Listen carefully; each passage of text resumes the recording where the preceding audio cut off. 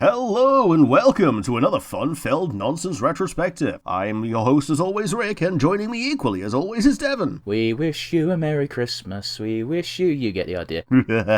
And in case it's not clued you in, we're talking about Christmas! Because it's coming up. Well, it's not just coming up, it's tomorrow. Well, yeah. But before we get into the meat and two veg of that, let's get into our standard time-honoured tradition of the nonsense asinine hypotheticals. And do you have one for me? Yes, I do. What mythical being in the vein of... You know what, I'm just going to say this right now before I finish this question. If you're under 18 or a simpleton, you probably shouldn't listen from here on out. Okay, with that said, if you had to fight a mythical creature in the same vein of Santa Claus, who would you pick to face? To the death. Oh boy. A mythical being like Santa Claus. So like Santa Claus, Tooth Fairy... Yeah, holiday-based, kind of. I mean, it might have to be the Easter Bunny, but I won't be happy about it.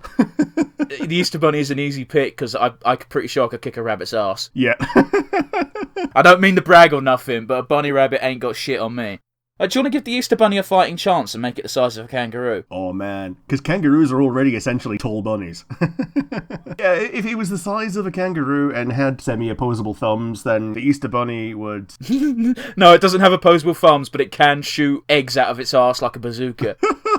I don't know why that's what my brain thinks of when it thinks of the Easter Bunny. It shits eggs at you.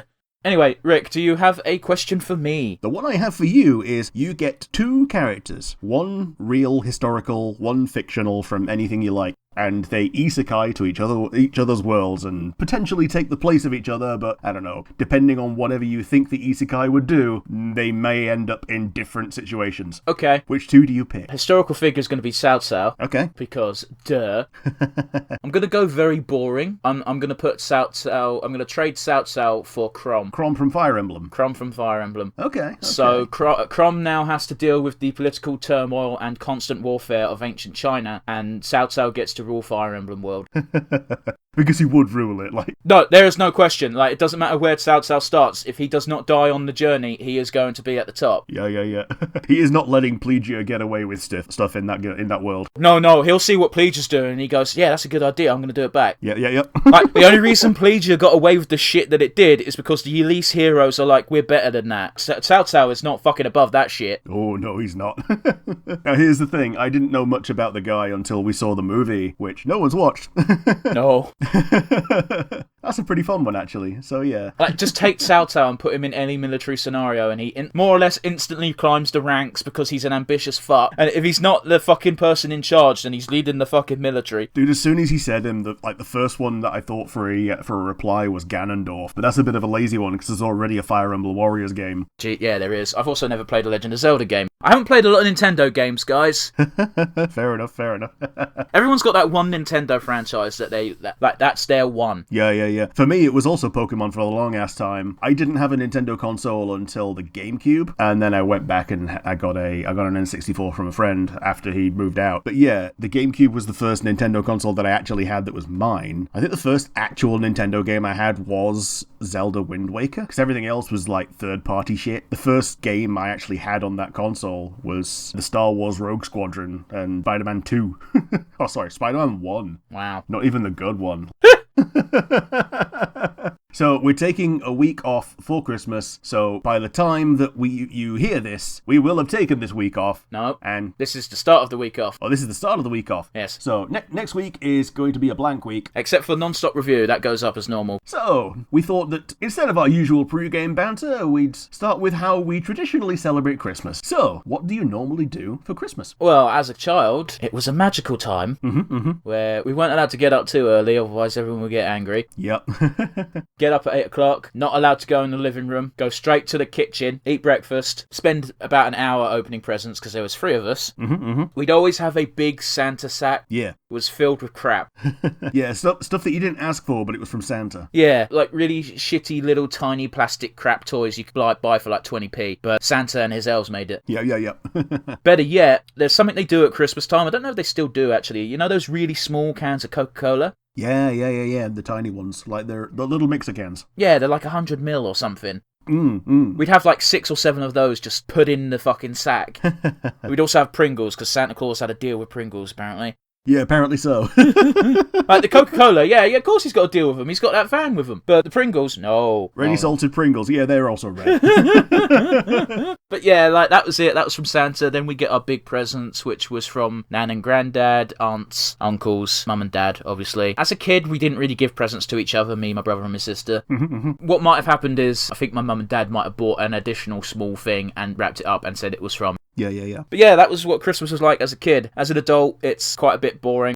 But yes, how was a traditional Christmas in your house? It's split into two parts. The first part is on Christmas Eve, we would go to my grandma's house, and that's where all of my dad's side of the family would go and meet and just have a family Christmas gathering where, you know, people would come, eat party food, get pissed, go home and drunk drive home. Oh no. Yeah, I know, right? So end of that evening, we would take my grandma with us to our house. She'd stay over and then we'd have Christmas with grandma. Middle of the night, a pillowcase would appear in my bedroom with stuff in it. Anything that wouldn't fit downstairs basically went in the pillowcase. So Santa came directly to my bedroom. It was great.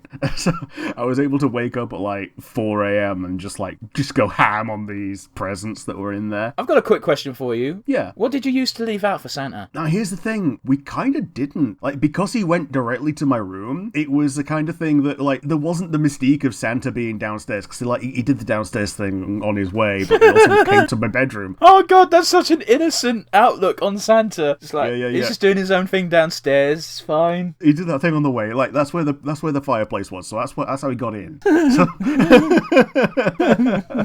there was that, and then the thing that we got that was non-standard, we didn't get the cans of Coke or oranges or Satsumas or anything. I got shiny pennies. So brand new ones? Yeah, brand new pennies. So brand new ones. Either that or your mum and dad left it in a glass overnight in vinegar. Oh, they tended to be basically that year's thing. So it was mostly 1 and 2p's because those were the most impressive. Now and again, I used to get a quid. That was great. Like, getting a brand new quid was a big deal back then. Also, it was a quid back in 1992 because Rick's old. Yeah, I'm pretty old. back in my day, it was seen as a good return to get a quid for a tooth fairy. Oh, when I was a kid, I got 50p. Yeah, fair enough. Most of the time, I got either 50p or a quid. At one point, I actually got a standardized pay rise. Did she leave a little slip? Yeah. I got, it's when I got 2 50p's one time, and I'm like, that's weird. I only put one tooth under it. Yeah, the tooth fairy must have given you a pay rise. Well, that's very nice, because my first thought would be like, fuck, has she fucking nicked another one? I think it might have been a mistake, and then it just got retconned into being reality, so... Well, I remember there was a story, you're familiar with Rooster Teeth, aren't you? Yeah. Jeff Ramsey told a story about when they were on holiday, that I can't remember if it was it must have been either his mother or his wife's mother that were on the cruise with them. His daughter lost a tooth on the cruise, and grandma ended up paying for the tooth, and she left $20 under the pillow. Fuck me. And when they got home, it was like, no, the tooth fairy was on holiday. You don't know, she won't give you that amount again. That's the story how I remember it. Yeah, you got it from the Easter Bunny instead. The Easter Bunny was filling in for the tooth fairy. Yeah, something like that. But fucking hell, that's like purposely trying to dick over your kids, ain't it? Yeah. Keep up with this shit, motherfucker. There was also the one time that I found my tooth in the house. Oh. And I was able to reuse the same tooth over and over. That's scummy. I used it about 4 times before my mum found that it was the same one with the same markings. Man, parents are weird, aren't they, wanting to keep baby teeth? Yeah. I could kind of understand, like, the sentimentality of, like, wanting to keep the first one or something. First one, but, like, an entire set? Like, you're not building a voodoo child.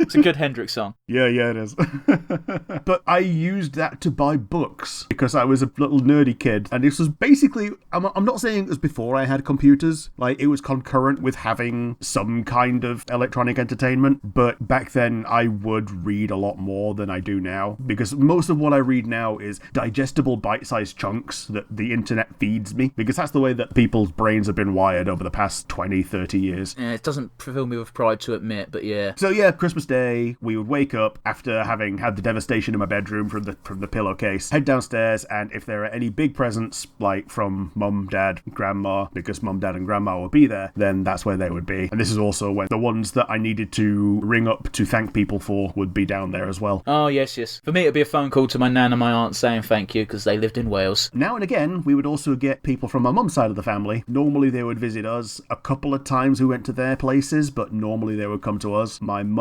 mum's parents were on a rota. They would go to different houses depending on the year, because my mum has 3 sisters. It's too many. Yeah.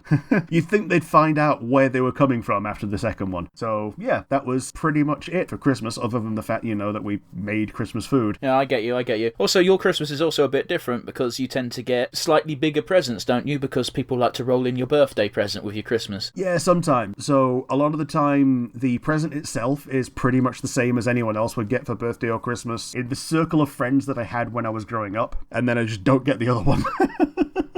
I'm kind of lucky that I'm a summer baby. Yeah. I was looking at my classmates getting things like laptops, and like one guy once got a car, and I'm like, what the fuck are you getting?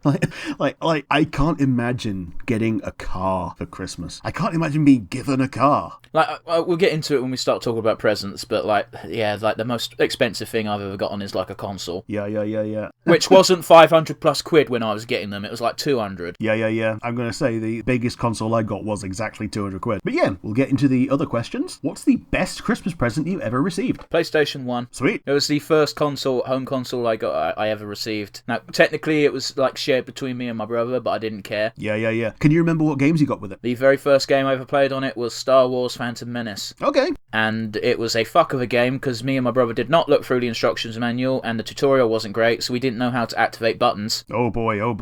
We were stuck in that first room for about 3 hours. I remember playing that game on the PC, and you could cheat by just typing in things like I am Padme and I am Panaka. Yeah. There's a cheat code you can put on the main menu screen, and it puts you in the debug menu, which is how you activate cheat codes. Yeah. And it's a real easy way to play as Qui-Gon Jinn through anywhere apart from Tatooine. I mean, Tatooine, you are Qui-Gon. Yeah, the only place you get Qui-Gon is Tatooine normally. If you want to play as him anywhere else, like in an Obi-Wan level, you can just go, I am Qui-Gon.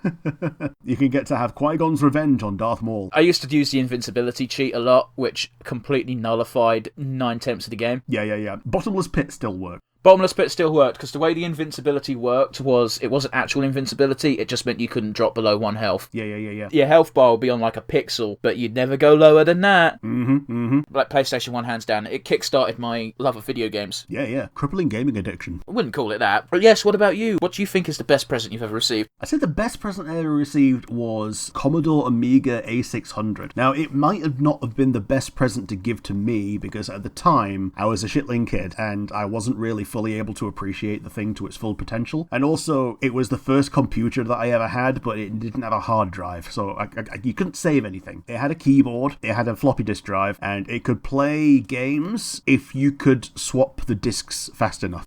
So I remember buying a Amiga version of Street Fighter 2. It was on 3 discs, and depending on what stage you were on, you had to change the disc, because all the characters were on both discs, but they had to have the stage graphics split between separate discs, so you had to put a different disc in depending on where you were in the world. That was fucking silly. That's a really silly way of tackling that problem. Yeah, because the discs were 1 megabyte. They weren't even 1.44 like a normal floppy disk. They were a smaller capacity to discourage piracy, because it was really easy to copy a regular floppy disk. I mean, I'll be real with you, Rick. Floppy disks are before me. The first PC we had a floppy disk drive, but it never got used. This was before the days that USB drives were useful. Bit of a tangent, but I did see a funny tweet the other day of it's the year 2085. Most of the world has descended into chaos as the water wars are in full swing. However, the save icon is still a floppy disk. Yeah. There's people who have never actually even seen a floppy disk nowadays. They only know it as the save icon. Yeah, man, I remember buying a multi-pack of floppy disks at school from the computer lab, because that's where you bought them. And that was basically my... I was a crack dealer among nerd friends of, oh, you need a floppy disk? Oh, here you go, dickhead.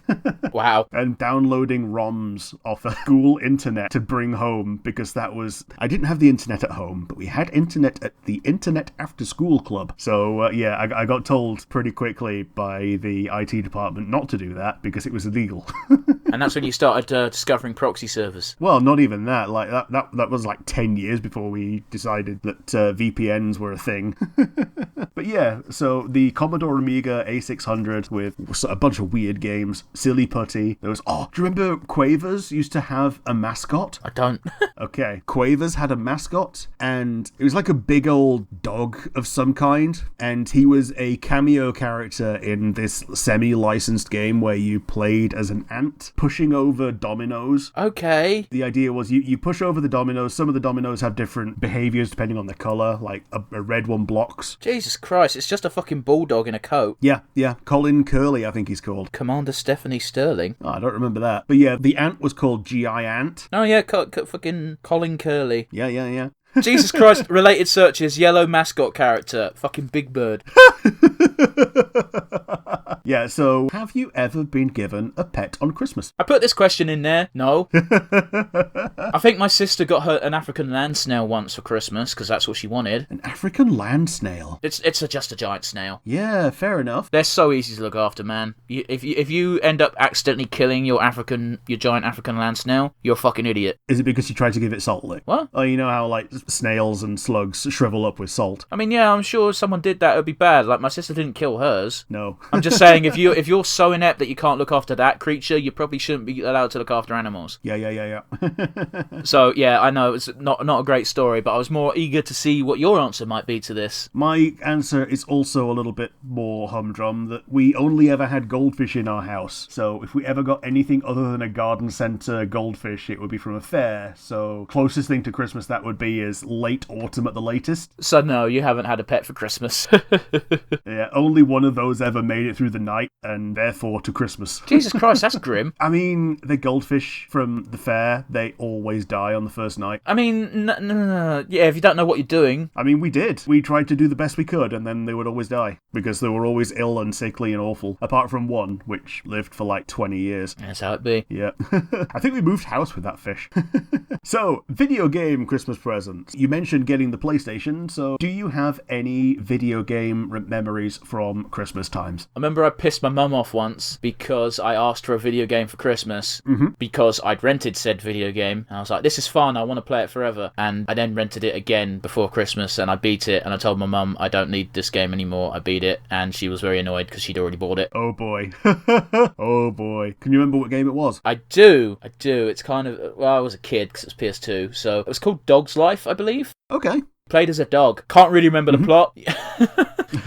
You played as a dog, you had to rescue other dogs, you tracked things via smell, which was just giant green gas clouds. It wasn't a very good game, but it was for a kid. I think I've seen the Game Grumps play this. Maybe. Yeah. It's the kind of weird, quirky game, or sounds like it, that would make pretty good content, let's be honest. This game was made by Rockstar. There probably would have been a first-person scene of you fucking another dog in it. Let's put it that way.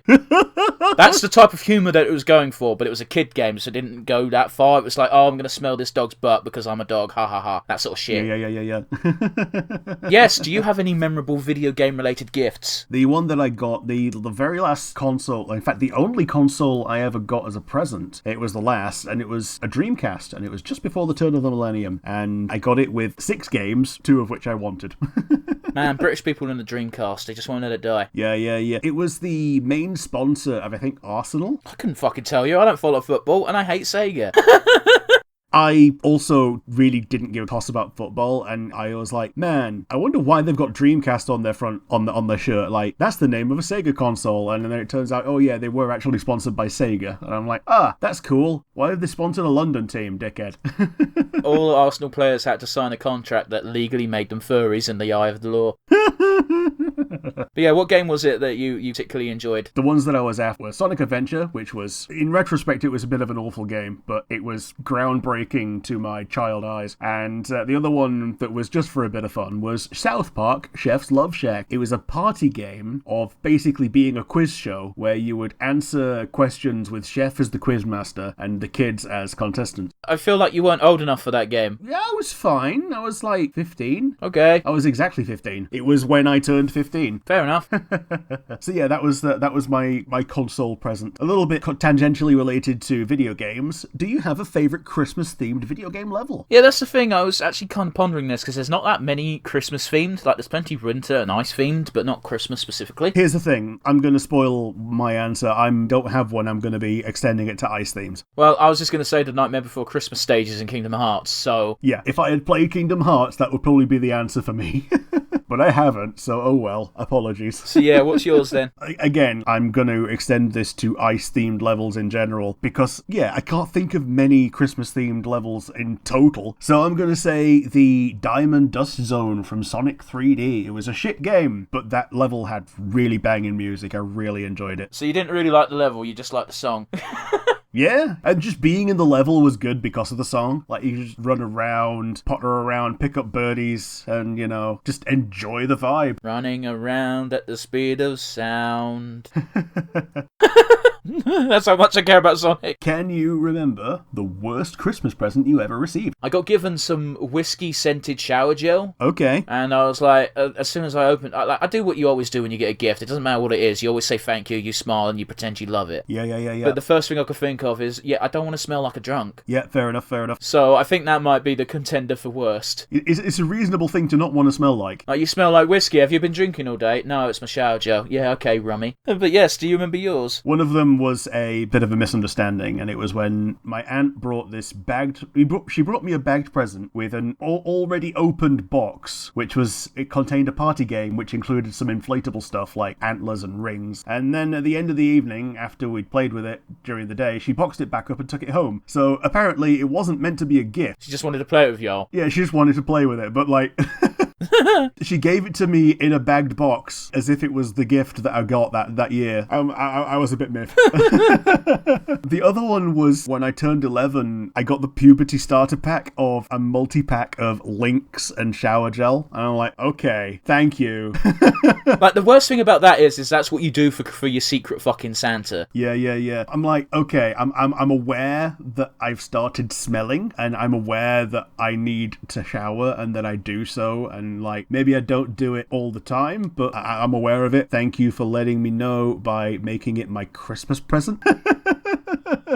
That's last minute gift buying 101 though as well. Like, shit, I ain't got this person something. Oh fuck. Shower gel gift pack. Lynx Africa. Yeah, they're black enough. Yeah. What's something that someone's guaranteed to automatically need to use? Toilet paper, shower gel, toothpaste. Go. Like, the go-to presents are either a shower gel antiperspirant gift set or socks. Socks, like, there's a magical elf. There's a magical sock goblin somewhere that steals them in my house. Steals single socks as well. No, it steals pairs for me. It's really fucking annoying. I'm like, what socks am I going to wear today? Oh, the same socks I've been wearing for the last 3 weeks because someone stole all my socks. Yep. Why are my feet in such poor condition? Because I've worn the same pair of socks for a month. Yep. So, what was the absolute latest you've ever bought someone a present? And what was it? See, I don't actually know the answer to this, but I've always been particularly early when it comes to Christmas shopping. Yeah, you mentioned to me a little while ago that you tend to, at the latest, buy your Christmas stuff with your last paycheck before Christmas. Yeah, obviously I've not done that this year because my last paycheck before Christmas is a week to the day, and I'm like, that's not enough time. Yeah. Yeah, I couldn't really tell you. Maybe like a week beforehand, maybe I forgot to get someone something, so I'd rush out and get them a box of chocolates or some shit. But that's never happened to someone who I've actively been getting presents for years, you know? Now here's the thing, I have a very good reply to this. Oh, yes? It was for you, and technically the one that I've just bought you is for last year. Jesus, really? I thought it was for this year. Now here's the thing, I realised after introspection that I actually didn't give you a reply gift for last year. So technically, the thing that I've just given you is technically a reply gift for last year's Christmas. Motherfucker, you said you were going to send me a box of chocolate. I sent you that last time. It was a good gift. Yeah, fair enough. Weird northern chocolate you can't get down south because we're too posh for that shit, apparently. I'm pretty sure some of the weird northern chocolate is available in other places. It's just the case that they sell it here and they market it a bit better, and, like, you know, Mr. Tom is a weird thing. Animal okay, I'm pretty sure you get animal crackers down there, but you know. If you want something weird or cheap or both, then you have to go to, what's the shop called? Home Bargains in somewhere that's not your hometown. Yeah, you have to go to Home Bargains, and the nearest one to me is like 25 miles away and I can't be arsed. Yeah, nearest one to me is less than a mile away. Do you remember when we were up there north with you and Chris thought it was a special shop that only existed in the north? Yeah. And it's like, no, dude, there's one literally like on the way to Woking. Yeah.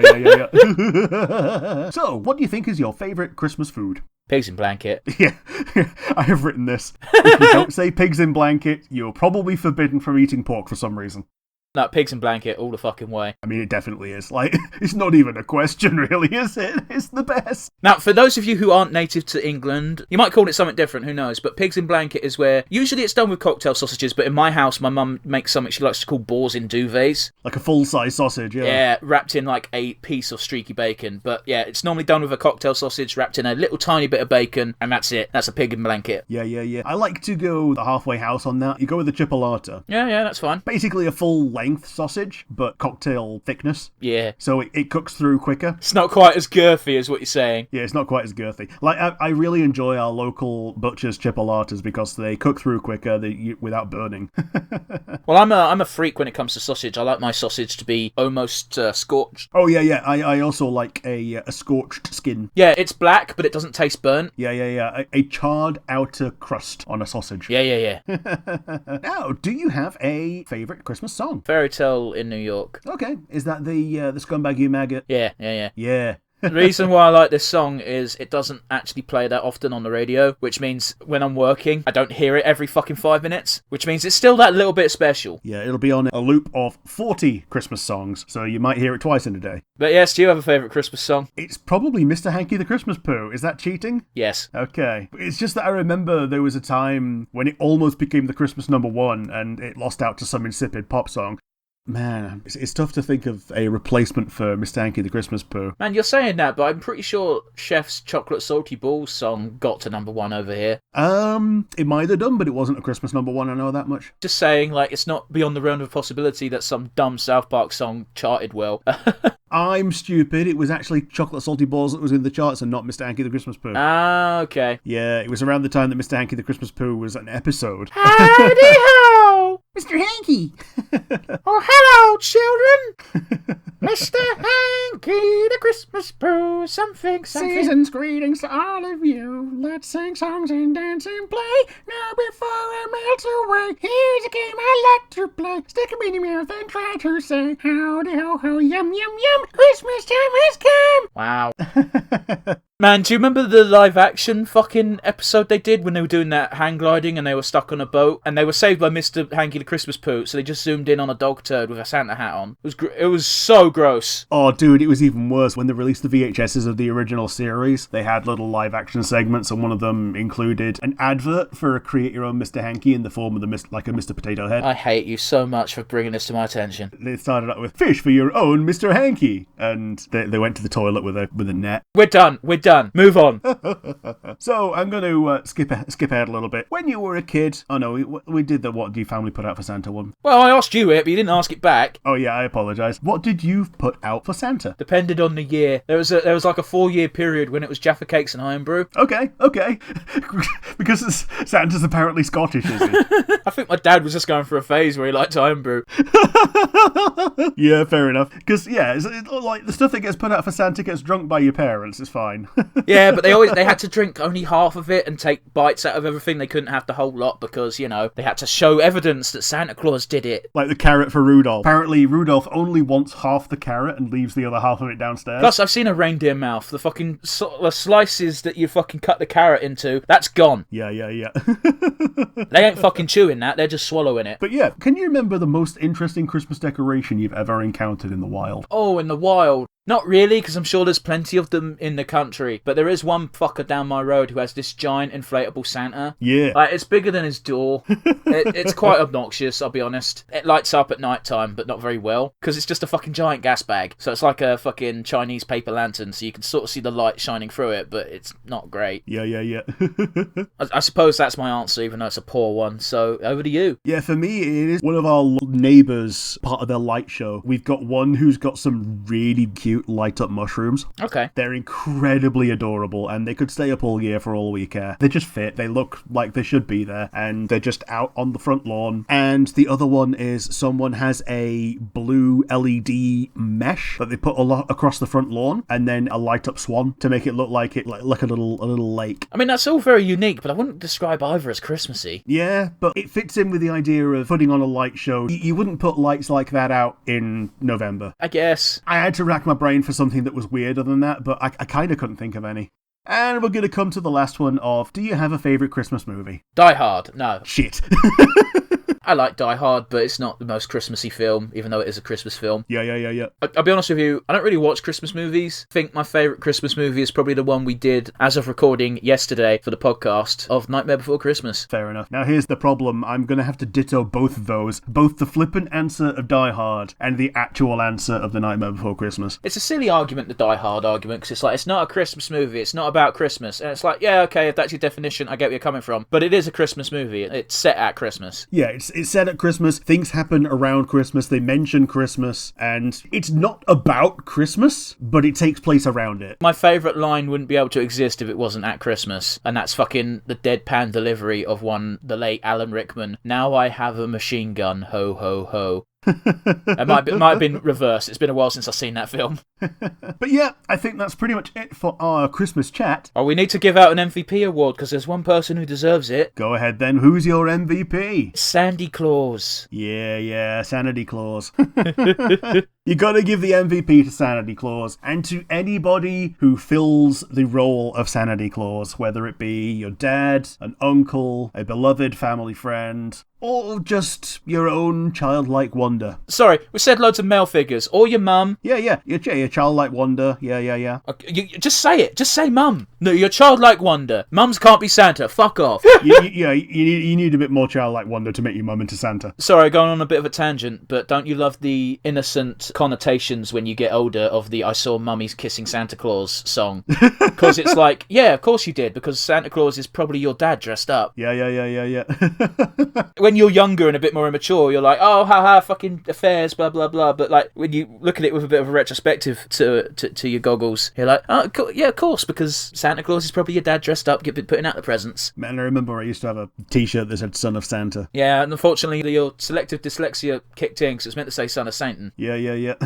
Now, I also put that at Christmas. Every year at Christmas, Satan visits the children. I know you've not played it yet, but there's a fun little comic from Helltaker. Yeah. Of Lucifer reading off a list, and the Helltaker goes up and says, what are you doing? And she goes, nothing, and she hides it. Yeah. And then Justice just bursts out laughing and says she's got a list of everyone she has to visit because of all the dyslexic kids that sent her letters for Christmas. But yeah, just to reiterate, there is not going to be another podcast next week as we're taking the Christmas break, but if you've made it this far, you are our favourite person, and if you would like to get in contact with us, you have the comment section down on YouTube, or if you're listening to us via an audio platform, you have our email, which is nonsensereviewuk@gmail.com. Once again, that is nonsensereviewuk@gmail.com. And I'd like to take this opportunity to wish everybody a very Merry Christmas, and in case we don't see you, a Happy New Year. Have a pleasant Christmas Eve and have a great Christmas Day tomorrow, guys. And I'd say see you next week, but we won't release an episode next week. So see you in a fortnight. Yeah. Bye.